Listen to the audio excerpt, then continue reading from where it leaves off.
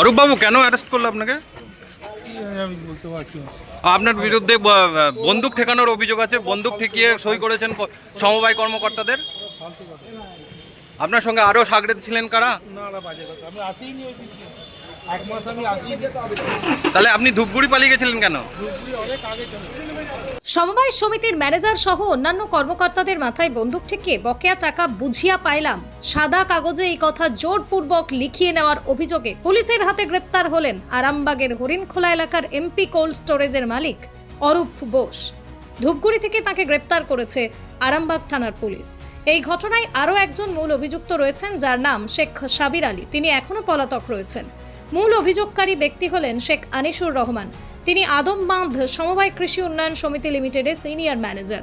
তার অভিযোগ, আজ থেকে প্রায় 25 বছর আগে 2001 সালে বর্ধমানের গোলাঘাট নিমতলা মসজিদ শ্রীপল্লী এলাকায় অবস্থিত দামোদর কৃষি বিকাশ প্রাইভেট লিমিটেডের ডিরেক্টর শেখ সাবির আলী তার ব্যবসায়িক প্রয়োজনে অভিযোগকারী আনিসুর রহমানের সমবায় সমিতিতে গিয়েছিলেন এবং বিভিন্ন সময় ওই সমবায় সমিতিতে নানান মালপত্র ক্রয় করতে থাকেন।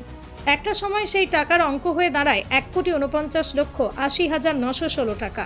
বিপুল পরিমাণ এই টাকা কোনো মতেই দিচ্ছিলেন না অভিযুক্ত সাবির আলী। পাওনা এই টাকার জন্য বহুবার অনুরোধ করেছিলেন আনিসুর, কিন্তু প্রতিবার প্রতিশ্রুতি দিয়েছিলেন সাবির।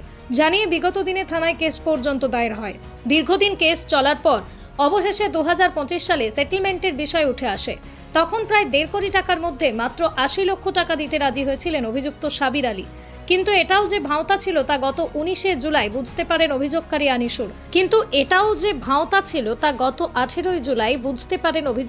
আনিসুর। কারণ আনিসুর সহ অন্যান্য সমবায়ের কর্মকর্তাদের বকেয়া টাকা মিটিয়ে দেওয়ার প্রতিশ্রুতি দিয়ে গত 18 জুলাই আরামবাগের হরিণখোলার এমপি কোল্ড স্টোরেজ নামক হিমঘরে তাঁদেরকে ডেকেছিলেন সাবির আলী। সেই মোতাবেক সকলে মিলে ওই হিমঘরে হাজির হন। সেখানেই নাকি সাবির আলী এবং ওই হিমঘরের মালিক অরূপ বোস, এই দুজন হাতে বন্দুক নিয়ে আনিসুর সহ সমবায়ের অন্যান্য কর্মকর্তাদের মাথায় ঠেকিয়ে ভয় দেখান। শুধু তাই নয়, সাবির এবং অরূপ বোস নাকি বাইরে থেকে গুন্ডা নিয়ে এসেছিলেন, যাদের প্রত্যেকের হাতেই ধারালো অস্ত্র ছিল। তারা সকলে একজোট হয়ে তাদেরকে ভয় দেখিয়ে সাদা কাগজে লিখিয়ে নেন যে তারা তাঁদের বকেয়া সমস্ত টাকা পেয়ে গেছেন। টাকা না পেয়েও মৃত্যুর মুখে দাঁড়িয়ে সেই সাদা কাগজে সই করে দিতে বাধ্য হন আনিসুর সহ অন্যান্যরা। সই করে দেওয়ার পর তাদের হিমঘর থেকে বের করে দিয়ে পুনরায় প্রাণনাশের হুমকি দিয়ে এইসব কথা যাতে বাইরে কাউকেই না বলা হয় সে বিষয়ে হুঁশিয়ারি দিয়েছিলেন সাবির ও অরূপ বোস। কিন্তু বাড়ি ফিরে নিজেদের মধ্যে আলোচনা করার পর থানার দ্বারস্থ হওয়ার সিদ্ধান্ত নেন অভিযোগকারীরা। এবার থানায় অভিযোগ দায়ের হতেই তড়িঘড়ি তদন্তে নামে আরামবাগ থানার পুলিশ। তদন্তে নেমে এমপি কোল্ড স্টোরেজের মালিক অরূপ বোসকে ধূপগুড়ি থেকে গ্রেপ্তার করেছে পুলিশ এবং আজ সকালে তাঁকে আরামবাগ মহকুমা আদালতে পেশ করা হয়। ধৃতকে নিজেদের হেফাজতের আবেদন জানিয়ে ঘটনার পূর্ণাঙ্গ তদন্ত করবে আরামবাগ থানার পুলিশ।